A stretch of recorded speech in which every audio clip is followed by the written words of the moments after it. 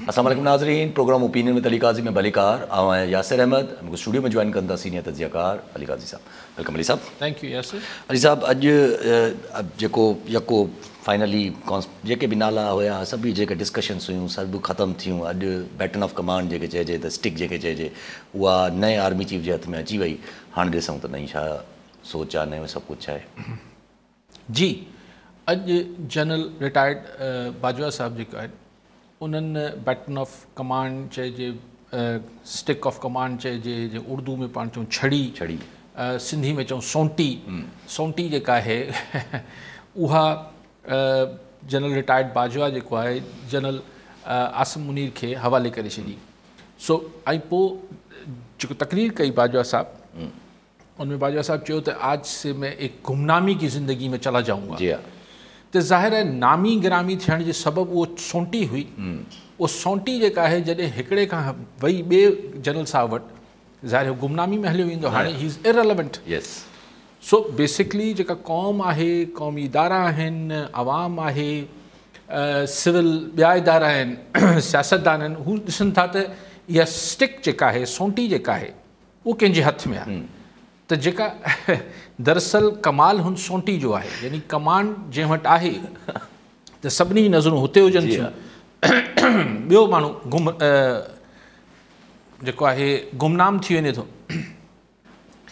लेकिन general retired Bajwa साहब खे एतिरो सवलाई सां PTI ऐं PTI जा हामी सोशल मीडिया ते गुमनामी जी ज़िंदगी में वञणु कोन ॾींदा। मुंहिंजो ख़्यालु आहे त हीअ जेको अॼु बि पाण ॾिठो पिए त सोशल मीडिया ते ट्रेंडिंग थियल हुई, त एतिरो आसानी सां बाजवा साहब ईअं चई करे नथो वञी सघे त बसि मूं हथु छंडिया हाणे वञा थो। आई थिंक के दिस विल डिघो अरसो हलंदो, लिंगर ऑन कंदो। ऐं लीगली स्पीकिंग ये थी वेंदो त हाणे बि बाजवा साहब हिकिड़ो शहरी आहे पाकिस्तान जो, सो बदनामूसी हुनजी डिफेमेशन जो केस त हाणे बाजवा साहब पाण करे सघे थो कंहिं ते, अगरि हुनजे ख़िलाफ़ु केरु लिखे थो या ॻाल्हाए थो। लेकिन पहिरीं हुनजे हवाले सां हिकिड़ी ॻाल्हि इहा ईंदी हुई त छाकाणि त हू आर्मी चीफ हो बाजवा साहब, तंहिंजे करे हुनजे ख़िलाफ़ु ॻाल्हाइण खे तसवुरु कयो वेंदो हो त हू पाक फ़ौज जे ख़िलाफ़ु ॻाल्हायो पियो वञे, तंहिंजे करे हुन ते डबल केसिस थी वेंदा, ट्रीज़न ऐं ॿिया। हाणे बाजवा साहब जे ख़िलाफ़ु अगरि केरु ॻाल्हाईंदो त हुन ते बाजवा साहब ज़ाती तरह हुन ते डिफेमेशन जो केस त करे सघे थो, पर उहो जेको आहे पाक फ़ौज जे ख़िलाफ़ु गुफ़्तगू तसवुरु न कई वेंदी लीगली स्पीकिंग। लेकिन ज़ाहिर आहे असां वटि जेको असांजो मिलिट्री इस्टाब्लिशमेंट आहे उहो पंहिंजे अॻूणनि चीफ्स जो बि दिफ़ा करे थी, पर सफ़ा जहिड़ो मामिलो मुशर्रफ जो अची वञे त सफ़ा हुनखे फाई ॾियण जे चकर में नवाज़ शरीफ़ अची वियो त पोइ इदारो ईंदो आहे। बाक़ी हल्की फुल्की जेका गुफ़्तगू आहे इन ते हरूभरू इदारो, छाकाणि इदारे खे हाणे पंहिंजे नए चीफ खे डिफेंड करिणो आहे, हुनजी पॉलिसीज़ खे वधाइणो आहे। सो बाजवा डॉक्ट्रीन एंड थियरी ॾिसणो आहे त एंड थी या न थी, बहरहाल बाजवा डॉक्ट्रीन जेको आहे उनजो मुजिद अॼु 6 सालनि खां पोइ फाइनली गुमनाम थी वेंदो, बकौल संदसि, बकौल पंहिंजे। ठीकु आहे, हाणे पाकिस्तान में रही गुमनामी ज़िंदगी गुज़ारींदो, किथे वेंदो खेसि ख़बर। सो 17 आर्मी चीफ अॼु अची वियो 1947 खां वठी हिन महिल ताईं। त अगरि तव्हां ईअं मुंहिंजी को तारीख़ में अहमियत न आहे, लेकिन मूं 75 साल यानी 75 जे अंग खे डिवाइड कयो, वंड कई 17 सां, त माना 4.41 जो एवरेज आयो। त तक़रीबन 4.5 साल हिकिड़ो आर्मी चीफ रहियो, जॾहिं की ईअं न आहे। टेन्योर हूंदो आहे आर्मी चीफ जो 3 साल, लेकिन असां वटि अयूब खान 10 साल कढी वियो, ज़ियाउल 10-11 साल कढी वियो, मुशर्रफ साहब 9-10 साल कढी वियो, ऐं पोइ जनरल कियानी 6 साल कढी वियो, जनरल बाजवा 6 साल कढी वियो। त इन्हनि 5 जनरलनि जेको आहे हू हिन 75 साल मां सम्झो त 30 साल 42 ऐं ईअं को 42 साल त 75 सालनि मां ही 5 माण्हू रहिया आहिनि। जी हा। बाक़ी जेके आहिनि जेको आहे 3 साल पंहिंजो टेन्योर पूरो करे विया आहिनि, कुझु त जल्दी हलिया विया, जीअं जनरल जहांगीर करामत साहब वारो आहे, उनखे प्रीमेच्योर रिटायरमेंट वठी छॾियूं। सो ॻाल्हि इहा आहे त ही असांजी हाणे जेकी डिस्कशन हुई त छा बाजवा डॉक्ट्रीन, अवल त बाजवा डॉक्ट्रीन हुई छा एग्ज़ैक्टली, उहो अॼु ताईं सम्झ खां ॿाहिरि आहे। सम्झ खां ॿाहिरि आहे।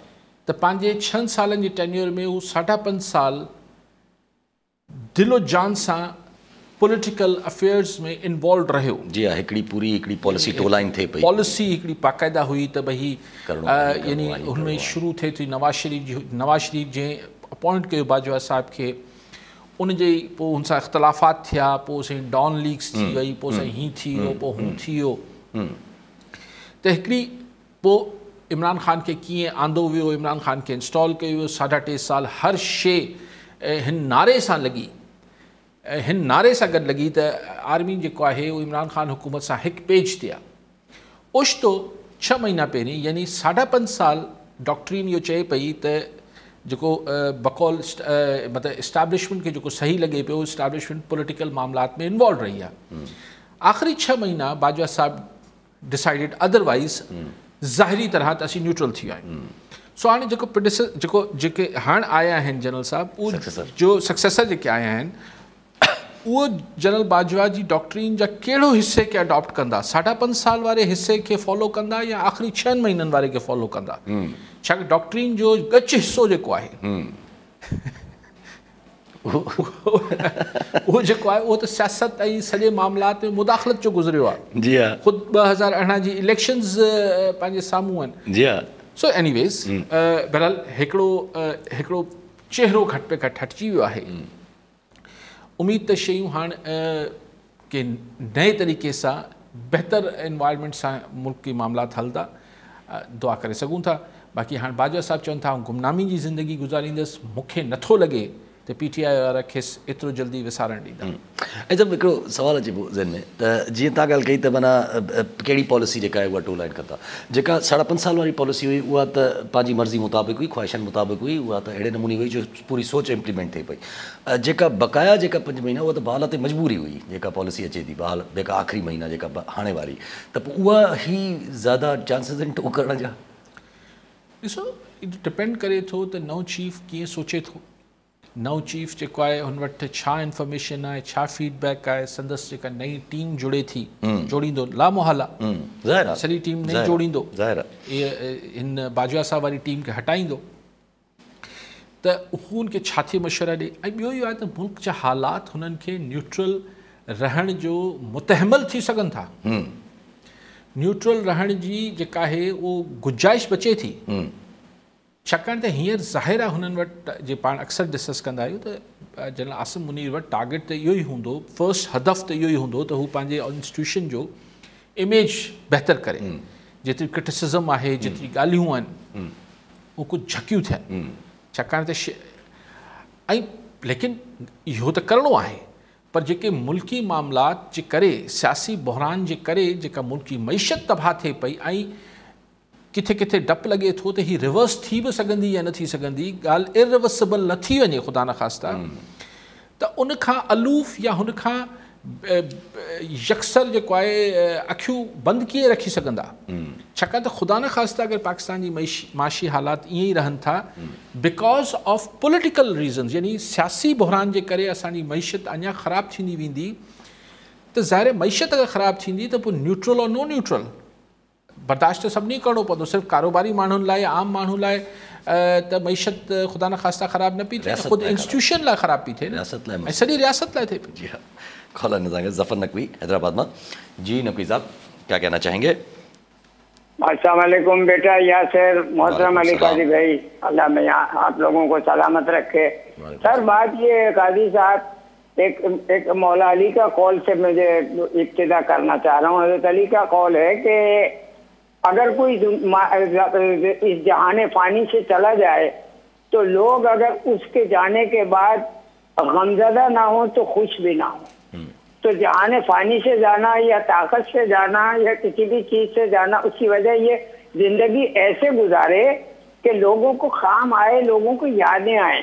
माइनस होने के बाद बड़ा मज़ा आता है काजी साहब, बड़ा मज़ा आता है। फिर आदमी कहता है मैं गुमनामी में चला जाऊँगा। आपके बिल्कुल परफेक्ट व्यूज है, बिल्कुल 100% कि आसानी से गुमनामी में नहीं जाते ऐसे लोग, याद रखते हैं सदियों। तो सर अब जैसा भी हो सकता है हम उन पर खुल के कमेंट्स नहीं कर सकते। मेरा तो अपना ताल्लुक फौज से, मेरे फादर भी, मेरे आज पूरी फैमिली बैकग्राउंड आर्मी का है। लेकिन बहरहाल ये कि ताकत का सही इस्तेमाल करना और अवेयरनेस के बाद भी अगर ताकत पे जमे रहना, तो उसके नताइज सर सबको भुगतने पड़ते हैं। अल्लाह करे सैयद साहब, सैयद आसिम मुनीर साहब हमारी फौज को वो वर्किंग करके, वो मेहनत करके उस मुकाम पे ले आए कि जहाँ दोबारा हम फख्र से कह सकें कि ये हमारे भाई हैं, ये हमारे और हैं। लेकिन सर टाइम लगेगा, थोड़ा सा इन्हें वर्क करना पड़ेगा। लोगों में बहुत शऊर आ गया। ये 75 साल पुराना पाकिस्तान नहीं है काजी साहब। आपकी बात सुनूंगा तो मुझे ज्यादा खुशी होगी। अपना ख्याल रखिएगा। So nice of U. बहुत शुक्रिया सर, थैंक यू सर। देखिए, दो किस्म के मामलात नकवी साहब है ना। एक तो ये है कि जो फ़ौज की पेशा वराना मामलात हैं, यानी as soldiers, training, equipment, training, ये सारे मामलात जो हैं, ये तो ज़ाहिर है उस चीफ़ की टॉप प्रायोरिटी पे होते ही हैं और होने भी चाहिए। बाजवा साहब की प्रायोरिटी पे भी थे।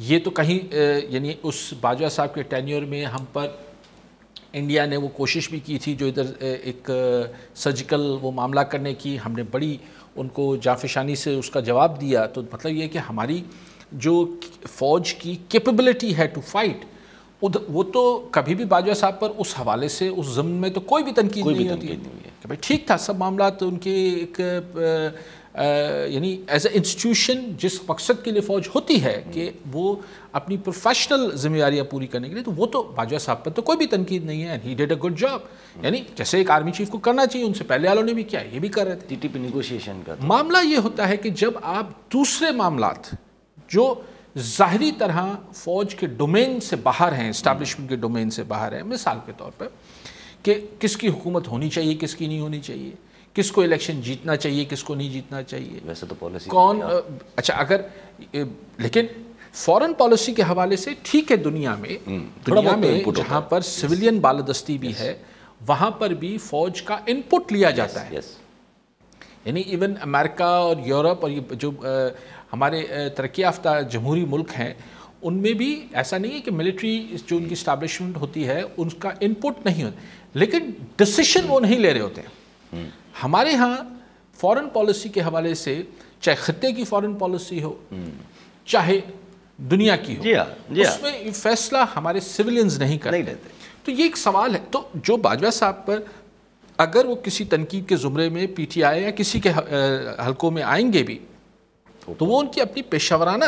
तो आसिम मुनीर साहब को ये आप जो कह रहे थे कि उम्मीद है कि वो उनको कारकर्दगी तो उनकी वैसी जो उनका काम है फ़ौज का, तो एक सिपाही से लेके एक जनरल तक, वो तो अपना प्रोफेशनल तरीके से कर रहे हैं। सवाल ये कि उसके अलावा जो बाजवा साहब कर रहे थे या उससे पहले के जनरल साहबान जो कर रहे थे, देखना ये कि आसिम मुनीर साहब उस ज़िम्न में अपना क्या डॉक्ट्रीन क्या आती है। कॉलर नतरागन बादल शेख हैदराबाद में। जी शेख साहब, छा चवण चाहींदा? साईं अस्सलाम वालेकुम। वालेकुम सलाम। हाँ साईं, मुंहिंजो अर्ज़ु इहो आहे त जेको एकता जी शुरूआति काज़ी साहब जन कई हुई, त सिंधी माण्हू जेको चांहि जे अधु कोप ते सुबुह खां वठी राति 12 बजे ताईं होटलुनि ते वेठा हूंदा, उन्हनि खे वठी रोड ताईं वठी आया, हुनखे सुजाग कयो। जेके पंहिंजे पीउ जे चवण ते बि न ईंदा हुया, उहे सुजाग थी जॾहिं रोड ताईं आया आहिनि, त छा उन्हनि खे को गस ॾींदो, का गाइडेंस ॾींदी?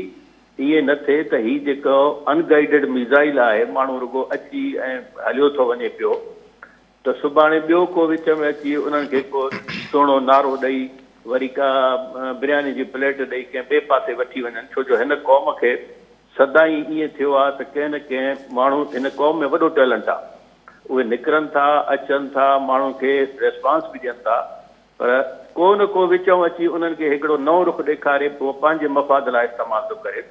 त मां अर्ज़ु इहो कंदुमि त महिरबानी करे इन जेके माण्हू निकिता आहिनि, मोबिलाइज़ बि थिया आहिनि, त महिरबानी करे उन्हनि खे को गस, को रस्तो कुझु ॾियनि। सिर्फ़ु ईअं न थी वञे त सुभाणे इहो को ॿियो को विच में अचे, या माण्हू इहे रुगो नचण में ई पूरा हुजनि ऐं असां उते जो उते बीठा हुजूं। महिरबानी साईं। ठीकु।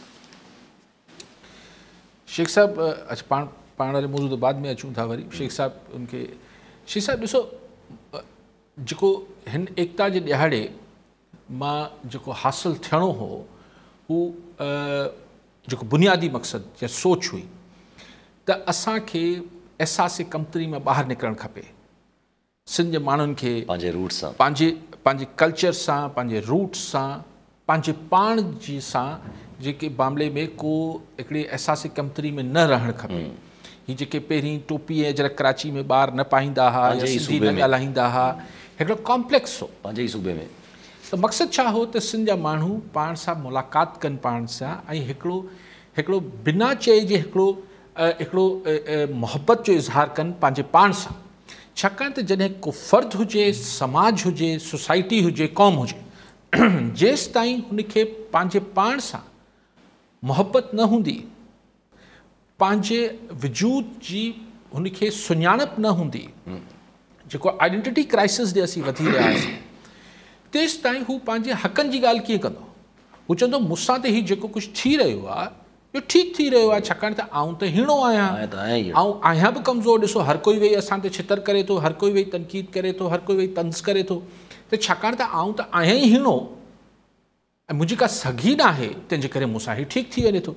सो मुंहिंजो त एतिरो ई हाणे ॻाल्हि इहा आहे त हिकिड़ी शइ मां 8 शयूं कढणु ख़्वाहिश शेख साहब जी थी सघे थी, कंहिं ॿिए जी बि थी सघे थी, मुंहिंजी बि थी सघे थी, लेकिन हिन ॾिहाड़े सां मक़सदु इहो आहे त सिंध जा माण्हू यूनाइट थियनि, नफ़रतनि खां, हीउ जेको तासुब आहिनि हिननि खां मथां थी पंहिंजे लाइ सोचनि। हाणे पंहिंजे लाइ जॾहिं असीं चऊं था सोचीं, त इहो न आहे त हाणे बादल शेख साहिबु 4 तारीख़ ते पंहिंजे कैरियर लाइ सोचे रहियो हूंदो। हीउ ॾिसो, इहा जेका सोच शेख साहिबु तव्हां वटि आई आहे, इहा ई सोच करोड़े माण्हू जॾहिं सोचींदा, मक़सदु छा आहे? एकता, यूनिटी छाजे लाइ? पंहिंजी चङाई, पंहिंजी फलाह ऐं पंहिंजी बहितरी लाइ। त उनजो पोइ जेको गस निकिरंदो उहो गॾियल फ़हम सां निकिरंदो। अगरि आउं सुभाणे चई छॾिया त हीउ कयो ऐं हीउ न कयो, त आउं ज़रूरी त न आहे त माण्हू एग्री कनि मूंसां, ठीकु आहे, बट जॾहिं पाण इनखे हिकिड़ी तरीक़े सां पंहिंजे पाण सां कथार्सिस थिए थो, पंहिंजे पाण सां हिकिड़ी ॻाल्हियूं थियनि थियूं। हीउ शेख साहिबु जेको चए पियो, हीउ मूंखे कोन पियो चए, इहो ॾिसो इहा ई ॻाल्हि आहे। ऐं ईअं करोड़े बादल शेख हिन महिल सोचे रहिया हूंदा त यार हीउ हिन सां हाणे अॻिते छा थिए। सो आई थिंक आउं हुन लाइ इहो चवणु बदिरां त आउं ॿुधायां छा करणु खपे। लेट दिस कलेक्टिव विज़डम, जेका गॾियल फ़हम क्रिएट थिए थी हिन ॾींहं ते, उहो इनशाला ज़रूरु कंहिं ॾींहुं पाण खे को रस्तो पंहिंजे लाइ पाण कढंदो। कॉलर सां गॾु जावेद मंगरियो कराची मां। जी मंगरियो साहब, छा चवणु चाहींदा? हाँ, हिकु त करंट जेका टॉपिक हले पई, तमामु सुठी टॉपिक हले पई, त कलेक्टिव विज़डम बिल्कुलु पंहिंजो रस्तो पाण कढंदो ऐं हिननि खे जेको आहे शयुनि खे तारीख़ जी धारा ते छॾणु खपे। जहिड़े तरीक़े सां पोयनि 10-11 सालनि खां इहो ॾिहाड़ो मल्हाइजे पियो, त ज़ाहिरी ॻाल्हि आहे हिकिड़ो पॉज़िटिव पहलू बि आहे, खोड़ सारा पॉज़िटिव पहलू आहिनि। ॿी ॻाल्हि जेको आहे, जेका करंट टॉपिक जेका शुरूआति थी हुई, उहा ई त बाजवा साहिबु जेको आहे रिटायर थी वियो, तारीख़ जो हिकिड़ो हिसो थी वियो। त जहिड़े तरीक़े सां ॾिसो, ॿियनि खोड़ सारनि असां पॉलिटिकल जेको आहे लीडर्स खे जॾहिं उहे दौर ख़तमु थियनि था, असां हुनखे एनालाइज़ कयूं था त दौर कीअं रहियो। साॻे तरीक़े सां एज एन इंस्टीट्यूशन हेड जेको असांखे बिल्कुलु एनालाइज़ करणु खपे त हिन जो 6 साल दौर कीअं रहियो। ऐं अनफॉर्चुनेटली जेको आहे पोयां जेके 6-8 महीना रहिया या पोयों साल जेको रहियो, उन में काफ़ी जेको आहे फ़ौज जी जेको मोरल आहे थोरो डाउन थियो। अॼुकल्ह एतिरी जेको आहे मतिलबु पब्लिक अवाम ऐं फ़ौज हिक ॿिए आम्हूं साम्हूं कॾहिं हिस्ट्री में कोन आया आहिनि। ऐं जहिड़े तरीक़े सां बाजवा साहिब वरी हुनखे जेको पोयां महीने जे अंदरि जेको डिफेंड थो करे, ख़ासि तौर 71 वारे वार खे, हिकिड़ो पॉलिटिकल सिनेरियो आहे। त मां चवंदुमि त हिनखे बिल्कुलु एनालाइज़ करणु खपे त बाजवा जी पर्सनैलिटी कीअं आहे, हुनखे जेको आहे खोड़ सारो हिन में एतिराज़ जो बि ॻाल्हियूं हुयूं ऐं हिनखे हिकिड़ो तारीख़ जे जेको आहे पूरे पस मंज़र में एनालाइज़ करणु खपे। ऐं ख़ासि तौर जेको अफ़गान पॉलिसी आहे, अफ़गान पॉलिसी मां जेको सिंध खे नुक़सानु थिए थो, इहो बि ॾिसो बाजवा डॉक्ट्रिन हिकिड़ो हिसो आहे। बॉर्डर खुलियल आहिनि, 50-60 हज़ार लख रुपया हले थो, तव्हां जेको अफ़गाननि खे छॾे था ॾियो ऐं सभु अफ़गानी जेको सिंध ऐं कराची में अचनि था।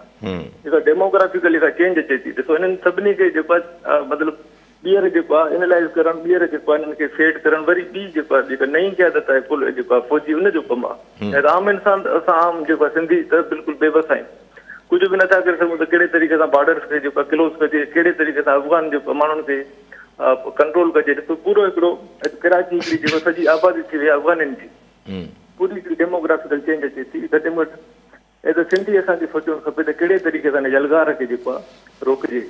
ठीकु आहे। ॿियो कॉलर जाम इक़बाल उनड़ उमरकोट मां। जी उनड़ साहब, छा चवणु चाहींदा? हा भई, अली साहब खां पुछो त इहो पार्लियामेंट सियासत हिन मुल्क में कामयाब रहियो या नाकाम रहियो?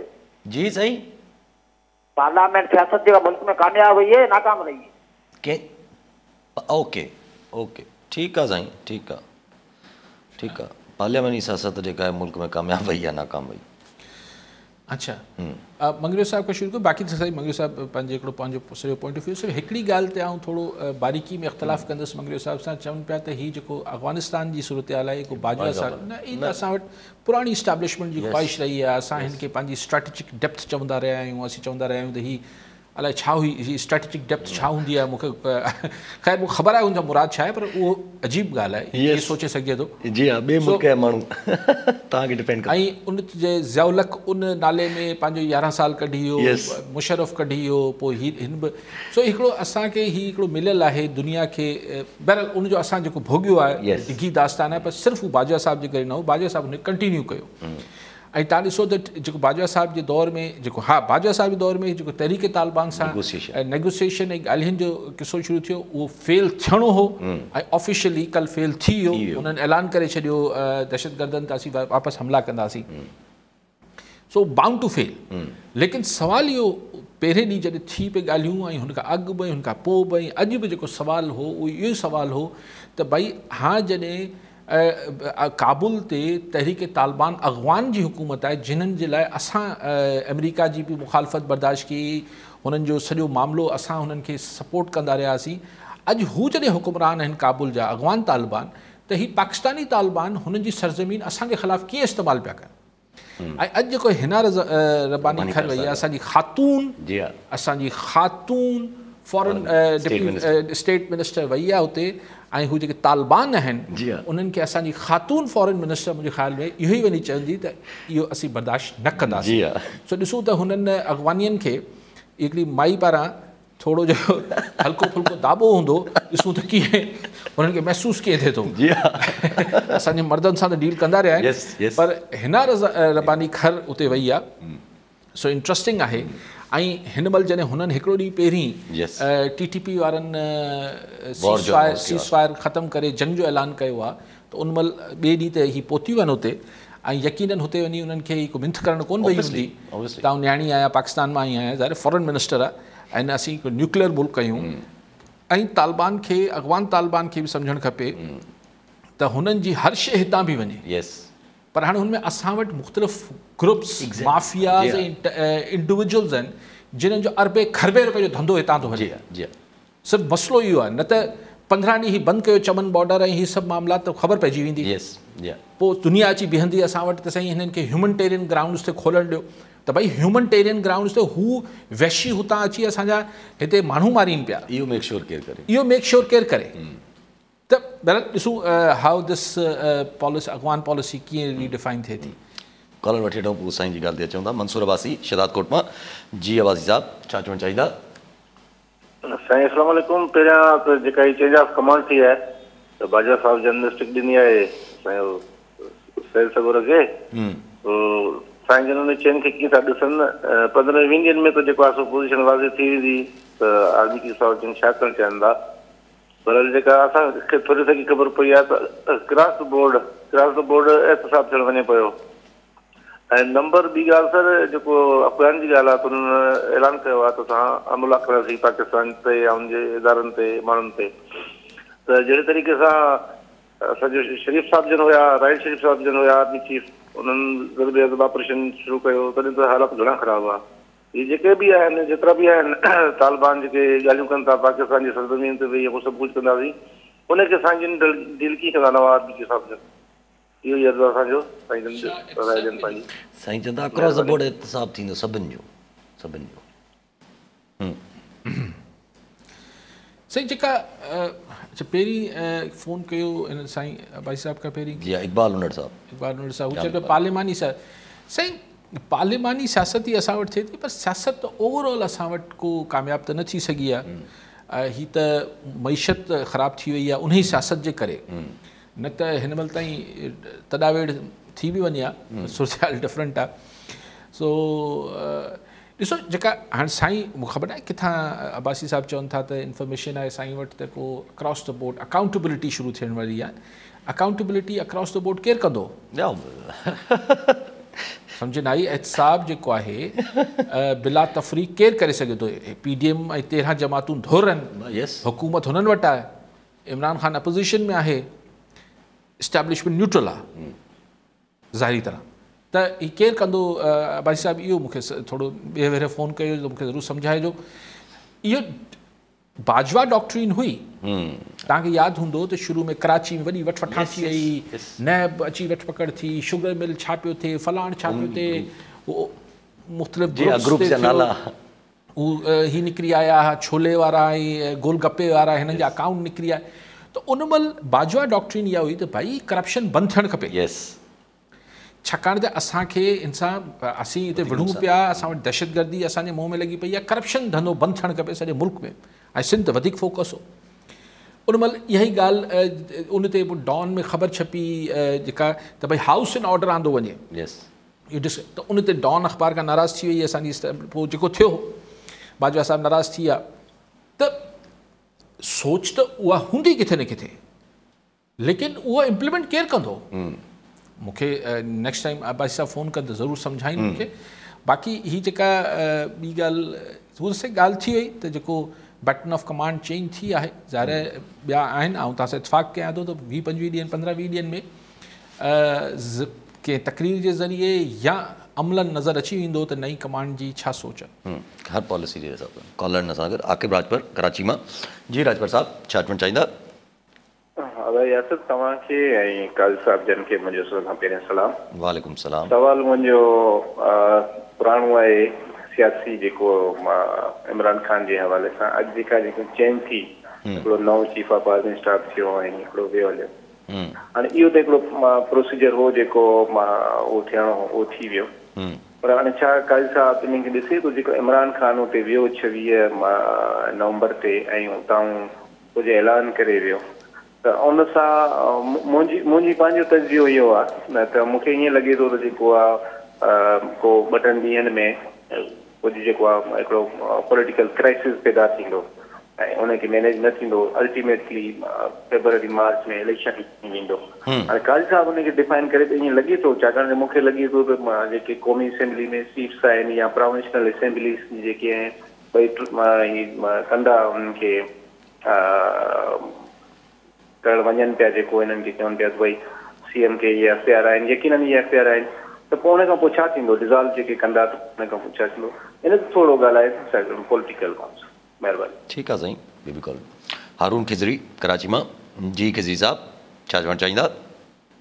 काज़ी साहिब खां बाजवा डॉक्टरनि जे सिलसिले में इहा ॻाल्हि कराइणी हुई त अॼु पंहिंजो हामिद मीर जो हिकिड़ो ट्वीट आयो, उन में 2 ख़बरूं हुयूं डॉन जूं, उन्हनि जा जेके आहिनि से उन्हनि स्क्रीन शॉट ॾिना हुआ। उन में हिकिड़ी ख़बर हुई तहरीक तालिबान जेको आहे सो उहो उन्हनि माइदो ख़तमु करे छॾियो ऐं उहो वरी पंहिंजो वरी हमला कंदा पाकिस्तान ते। ऐं उन सां गॾोगॾु ॿी जेका ख़बर हुई उहा हुननि ॾी भई जेको जनरल फैज़ रिटायर थिए थो, त हुन चयो त मूंखे हिन में पाण में छा आहे, को हिन जो को पंहिंजो कॉन्फिडेंस आहे या छा आहे?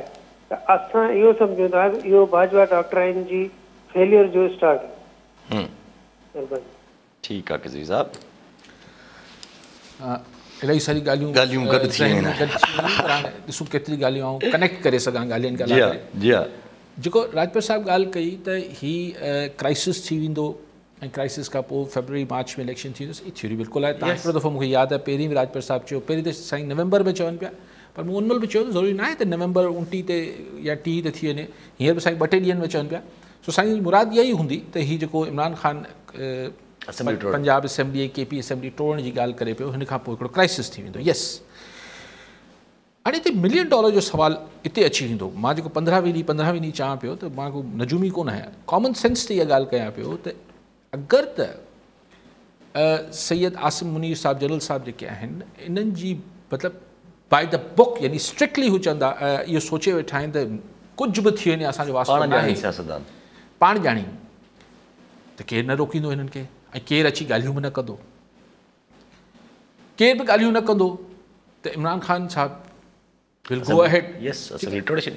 त पोइ जेको ही सियासी मामिलो हूंदो, डीप पॉलिटिकल क्राइसिस में मुल्क हलियो वेंदो।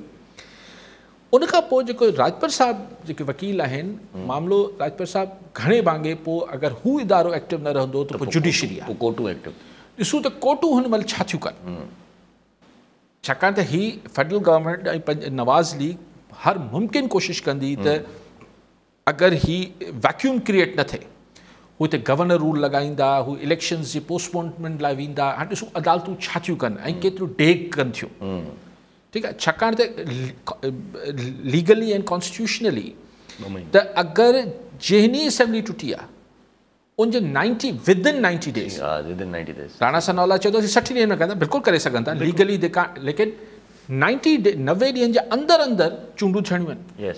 हाणे छा थींदो, हिकिड़ी बेयकीनी में चूंडूं थींदियूं त अदालतूं अञा शिडवाई थिए पई, हीअ पियो थिए, स्टे अचे पियो, स्टे विकेट पियो थिए, अदालतनि ॾे फोकस आउं सम्झां थो वेंदो गवर्नमेंट जो। ऐं अॼु खां ई गिला शिकवा ॾाढी वारो कहिड़ा नवाज़ लीग वारो तारड़ वकील आहे पाण, अॼु ई हाई कोर्ट पंजाब खां थोरो शिकवा बि करे पियो, त मूंखे लॻो त मतिलबु ख़बर आहे त हाणे हितां मामला थियणा आहिनि। अच्छा, अगरि इलेक्शन्स थियण ॾे वञनि पिया, caretaker chief minister Chaudhry Pervaiz Elahi आहे, उनजे अंडर इलेक्शन थींदा। अच्छा, हुते उहो महमूद आहे, छा नालो महमूद ख़ान जो KP वारो चीफ मिनिस्टर आहे। हितां इलेक्शन इमरान ख़ान जी जेका वेव आहे ही त अच्छा, पोइ जेको हाणे रहिजी छा वेंदो, सिंध ऐं KP रहिजी वेंदो ऐं क़ौमी असेंबली जी उहे सीटूं जेके हिननि वटि आहिनि, प्रेशर एतिरो डेवलप थी वेंदो। ऐं छा थींदो आहे त जॾहिं इलेक्शन्स थी रही हुजनि थियूं त इलेक्शन कैंपेन में उहो ई हिकिड़ी मास मोबिलाइज़ेशन उरूज ते हूंदी आहे। उहो ई टेम्पो ठहियलु हूंदो आहे, पंजाब में टेम्पो ठहियलु हूंदो, पंजाब में टेम्पो ठहंदो। अच्छा, नवाज़ लीग वारा अची, नवाज़ लीग वारा त हिन हक़ में न आहिनि इलेक्शन जे, तंहिंजे करे छा कंदा, यानी बेदिली सां इलेक्शन वठंदा, गवर्नमेंट हुननि जी आहे कोन, सिचुएशन आहे। ऐं उन सिचुएशन में जेका विक्टम पहिरीं बि थी 7 महीननि खां, जेका हिन सॼी ॻाल्हि जो जेको शिकार थिए थो, उहो थिए थी असांजी मईशत। मईशत तव्हांजी किथे सस्टेन करे सघंदी एतिरो क्राइसिस? सो 50 करोड़ जेके अॼु मिलिया आहिनि, 50 करोड़ कर्ज़ तव्हांखे ॾिनो आहे, इहे हल्को फुल्को तव्हांखे ईअं ऑक्सीजन जी नाली लॻाए वेठा आहिनि, लेकिन this is not going to solve anything, हिन सां को हल न थी वेंदो मसइलो। सो आई बिलीव के ही जेको आहे, जेको इक़्तिदारी धुर आहे, हिन खे देर सवेर मार्च अप्रैल में इलेक्शन ते चाहे वाया रावलपिंडी ॻाल्हियूं करे या डायरेक्ट ॻाल्हियूं करे या कुझु ॿियो पंहिंजे लाइ फेस सेविंग ठाहे, ऐं हुनजो इंडिकेटर पाण खे 15-20 ॾींहनि में ईअं बि नज़र ईंदो। हिकिड़ो त ॾिसंदासीं पाण त एस्टाब्लिशमेंट सफ़ा कुझु नथी, न ॻाल्हि फोन ई नथी खणे, मिले बि नथी। पर ॿियो इंडिकेटर हूंदो त नवाज़ शरीफ़ पाकिस्तान अचे पियो या न पियो अचे। हीअ जेका ख़बरूं हलनि पियूं त एंड ऑफ डिसंबर नवाज़ शरीफ़ अचे पियो, त माना पोइ सम्झो त पोइ हू हिन इवेंचुअलिटी लाइ, यानी अगरि थी वञे, ख़्वाहिश हूंदी नवाज़ लीग जी त कंहिं सूरत इलेक्शन न थियनि, पर हू हुन लाइ माना पोइ तयारु थी अचे थो।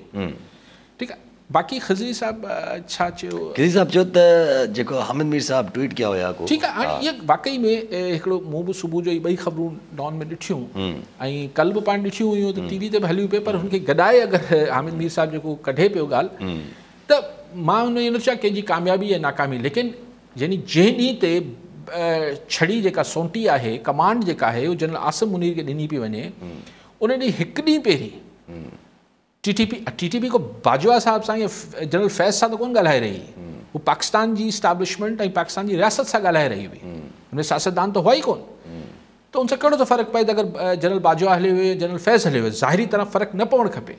पर आउं इहो सम्झां थो त TTP ज़ाहिर को हाणे राज़ न आहे त उनजा इंडियन कनेक्शन्स आहिनि। हीअं जॾहिं असां वटि मईशत ख़राबु आहे, शदीद न, पर आउं हिन ऑर्डर ठीकु थो कयां, हीअं जॾहिं असां वटि सियासी बहरान आहे, ऐं सियासी बहरान वधणु वञे पियो हिन इलेक्शन जी सूरत में, इलेक्शन में जलसा थींदा आहिनि, ठीकु आहे, इहो बहरान शदीद थिए पियो, सियासी बहरान, उन महिल ख़ुदा न ख़ासिता दहशतगर्दी, त ॿई गॾाए छॾाए तव्हां ॾिसो तव्हांजी मईशत जेका उहा ई हीणी थियल आहे। So this is very dangerous. त इन ई करे आउं बार बार चवां थो त इहो चवणु त असांजो वास्तो न आहे, तव्हां वटि चॉइस न आहे, वास्तो कीअं न आहे? पोइ इहा ई ॻाल्हि अचे थी पोइ ज़हन में, त पोइ इहो त जवाज़ थो ठही वञे न, अगरि ॿिन्ही शयुनि खे कलेक्टिवली गॾायो वञे, टेररिज़म ऐं पॉलिटिकल क्राइसिस, त पोइ त इहो 100% जवाज़ थो ठहे। छाजो? टेक ओवर जो। ॾिसो, टेक ओवर अगेन मईशत तव्हांखे कीअं करणु ॾींदी, कीअं मुल्क हलाईंदो, कीअं? डॉलर ई कोन्हनि, ऐं जेसि ताईं वञी तव्हां अमेरिका खे हिनखे उनखे राज़ी कयो तेसि ताईं त सो टेक ओवर न आहे। ॻाल्हि इहा आहे त अगेन हिकिड़ो त मिलिट्री एक्शन त ज़ाहिर टेररिज़म ते त आर्मी इहो न चवंदी असीं न्यूट्रल आहियूं, ठीकु आहे। त जनरल राहिल शरीफ़ ज़रबे अज़ब शुरू कयो, जी हा, हिननि ज़रब रद्दुल फसाद शुरू कयो, मे बी आसिम मुनीर साहब को ॿियो ऑपरेशन शुरू थींदो। लेकिन मुंहिंजो मतिलबु आहे त हिन महिल तव्हां ॾिसो त हिन महिल ई TTP जो टुटणु, सीज़ फायर तोड़णु जेको टुटो पिए, इहो बि तव्हां ॾिसो टाइमिंग जो बि त गेम आहे न। मतिलबु सोच का शायदि तब्दील थिए या कुझु अहिड़ो थिए। अच्छा हिकिड़ो नंढिड़ो हिकिड़ो सुवाल थो अचे आख़िरी, इहा इंट्रस्टिंग त तव्हां जीअं ॻाल्हि कई त ॻाल्हि इहा ई त पोइ अगरि इंटरवीन करे ई प्रॉपर इलेक्शन जी तरफ़ वञिणो आहे त माण्हू कीअं ट्रस्ट कनि कंसिस्टेंटली उन ई इंस्टीट्यूशन ते जंहिं पहिरियां इलेक्शन कराया? ॾिसो माण्हुनि वटि बि चॉइस छा आहे, सियासी पार्टियुनि वटि बि चॉइस छा आहे, असांजी सियासी पार्टियुनि जी जेका क्रेडिबिलिटी आहे उहो छा आहे, मतिलबु यकीन करिणो पवंदो बसि। तव्हां वटि चॉइस छा आहे न। आउं तव्हांखे सवाल कयां पियो न, सिर्फ़ु इहो आहे ऐं this time action will speak louder than words. तव्हांजा अमल जेके आहिनि उहो तव्हांजे लफ़्ज़नि खां वधीक ॻाल्हाईंदा। त यानी इलेक्शन ते पहिरीं त ई राज़ी थियनि ॿई धुरियूं, ऐं मुंहिंजो ख़्यालु आहे March April is a fine compromise. हिन में कंहिंजी न हार थिए थी न कंहिंजी जीत थिए थी, ऐं मुल्क खे हिकिड़ी सुख ॾियो, माण्हुनि खे ख़बर हुजे, इंटरनेशनल फोर्सिस खे ख़बर हुजे, सभिनी खे ख़बर हुजे त अच्छा बाबा ही 4 महीना आहिनि, हिन खां पोइ हिकिड़ी जेका हुकूमत ईंदी हू स्टेबल, होपफुली स्टेबल हुकूमत ईंदी ऐं हिकिड़ी फ्रेश इलेक्शन हूंदी। भला माण्हुनि जो ॾिसो, let the people of Pakistan speak.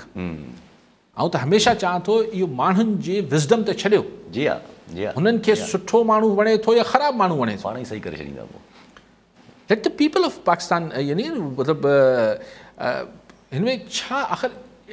जी हा, ठीकु आहे। वरी महिरबानी साहब। नाज़रीन, अॼु जे प्रोग्राम जो वक़्तु पूरो थियो, वरी मिलंदा ईंदड़ प्रोग्राम में। दुआ में।